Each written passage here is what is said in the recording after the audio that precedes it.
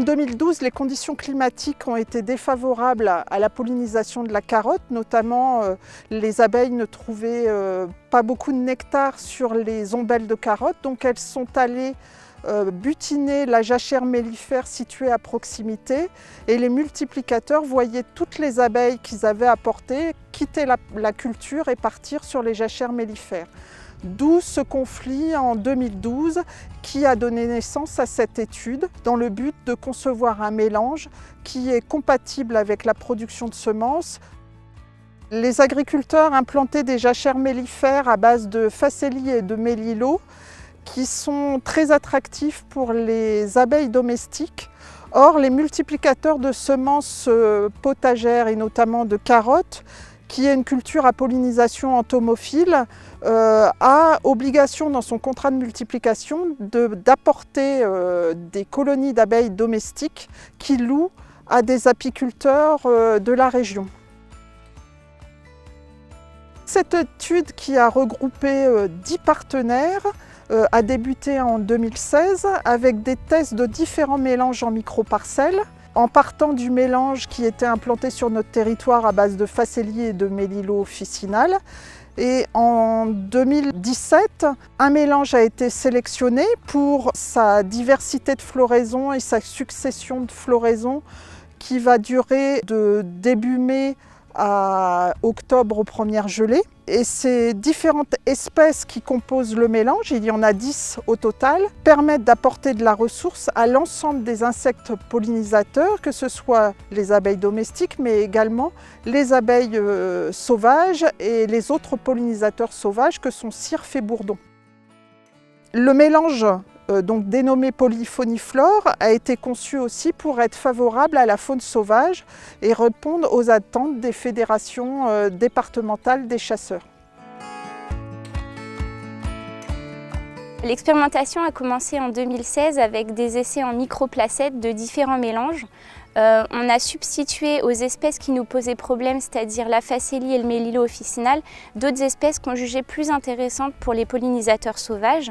L'idée dans la sélection et la définition du mélange, c'était d'avoir des formes de fleurs différentes, des périodes de floraison différentes et des couleurs aussi différentes pour que ce soit intéressant pour les différents pollinisateurs, donc les cirfes, les abeilles sauvages, les bourdons ou même les papillons. Très vite, on est passé sur des essais en plein champ, donc soit en bande intraparcellaire, soit en jachère, souvent en pointe de parcelle, à proximité des cultures de carottes porte-graines. Donc on a défini un mélange à 10 espèces qui a une floraison étalée d'avril à octobre. Et au niveau des suivis, on a d'abord fait des suivis botaniques avec des relevés exhaustifs de la végétation, à la fois la végétation semée mais aussi la végétation spontanée, pour évaluer l'implantation et la durée du couvert dans le temps, puisqu'on est sur un couvert pluriannuel de 3 ans maximum. On a fait des suivis de floraison du coup aussi pour évaluer la période de présence des fleurs en plaine et notamment en dehors des périodes de floraison, par exemple des colzas ou même des carottes. On a fait des suivis de fréquentation des pollinisateurs sur ce couvert selon les différents groupes que je vous ai cités tout à l'heure. Et enfin, on a fait des suivis dans les carottes, à la fois des fréquentations des ombelles de carottes au niveau des différents pollinisateurs, mais aussi sur les ruches. On a mis des trappes à pollen qui permettaient d'évaluer ce que les colonies ramenaient à la ruche et d'évaluer en fait si les colonies n'étaient pas détournées et ramenaient bien des pollens préférentiellement de carottes porte-graines.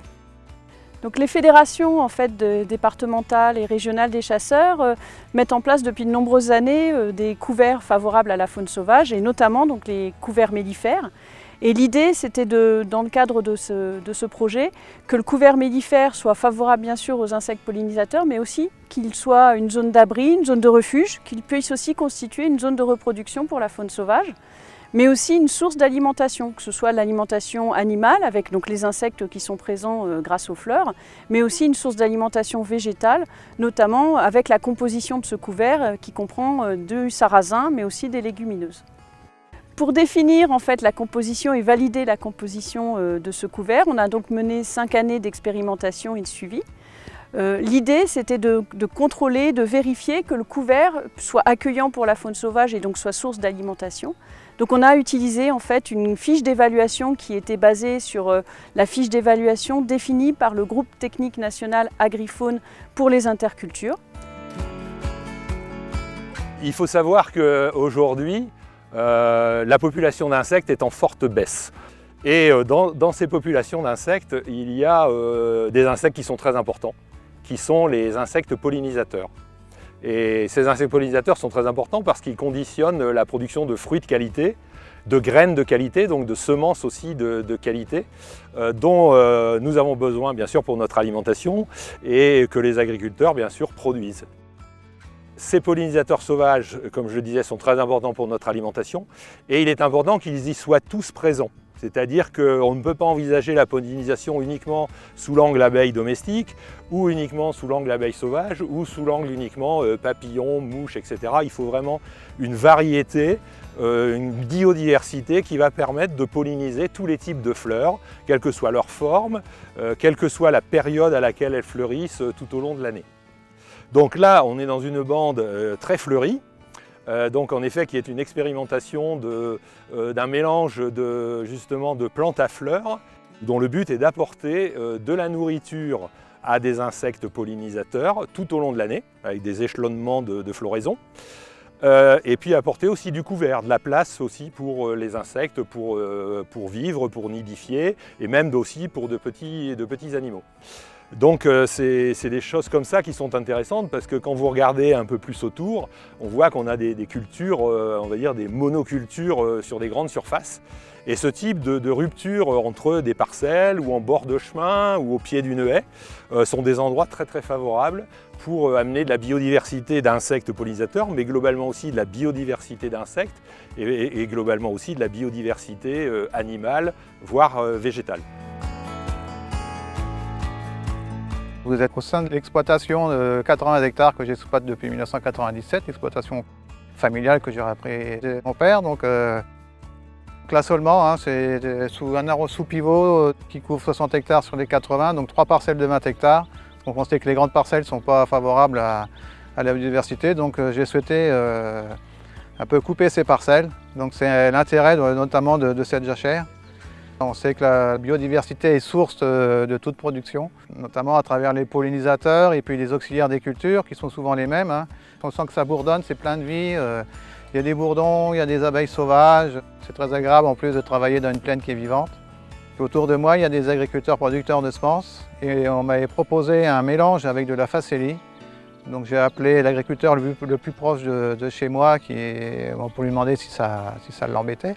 Je sais que dans certaines régions, ça a été facteur de beaucoup de conflits de voisinage entre agriculteurs. Et je trouve ça dommage à cette époque très compliquée de ne pas être solidaire. Donc je l'ai appelé, il m'a dit que ça le dérangeait. Donc j'ai laissé tomber ma jachère, mais c'était une jachère fleurie à l'époque. Donc quand on m'a proposé cette jachère fleurie, mellifère, compatible aux zones de production de semences, j'ai été très enthousiaste. Et je le suis encore plus aujourd'hui quand je vois le résultat au bout de 3 ans.